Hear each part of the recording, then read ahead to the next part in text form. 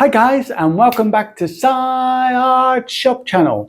Thanks for watching me today, guys. This is a quick intro regarding some fake food that I've made, and I've made some tutorials for you all to watch.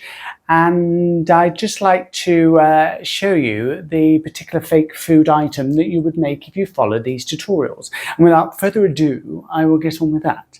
So let me just pick it up nicely. Okay, ready for this? Oh, you nearly saw it there. Yes, that's right, guys. It's a fake. Yeah, that's right, a cabbage. You got it. Look at the detail on that. Can you see that? Absolutely amazing. Yes, I thought, let's make a fake cabbage. And there it is, guys. Now, if you follow these tutorials, I will show you step by step how to make this fake cabbage. And let me just pick it up for you. And there you go. And you can see the top. Look at that. Good enough to eat, isn't it? Now, you're probably saying, Simon, why would I need a fake cabbage?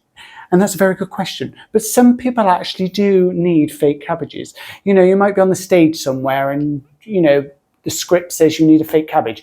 And there you go. You've got one. You've got one to hand. Absolutely marvellous. And what else could you do with it? Well, if I was making this again, I'd probably make it into a candle. Now, how would I do that? I would probably get a tea light, one of these, and I would make this bit have a little indentation, so this actually fitted into there, and then I'd use it as a tea light. So if you can imagine that tea light slightly lower in the centre of that cabbage, it would be a cabbage candle.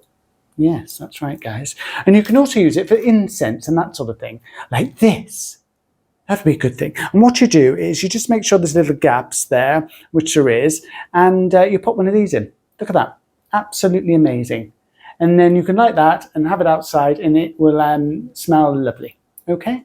And you could also use it if you've got mosquitoes around you. And you can use the one of these for the mosquito, keeping them at bay, thingy-mabobs. And yes, go from there. So there's plenty of things you can do with a fake cabbage. But yeah, I'm really pleased with this, how it came out. Now, I've made a few little tutorials. I think there's about 3. Now, the last one is me actually airbrushing it. And I put that to music. So you can actually see me do that outside. And if you would like me to talk you through how you do that, then let me know and I'll do another clip on how you actually do it and talk you through what I'm doing when I airbrush it, okay?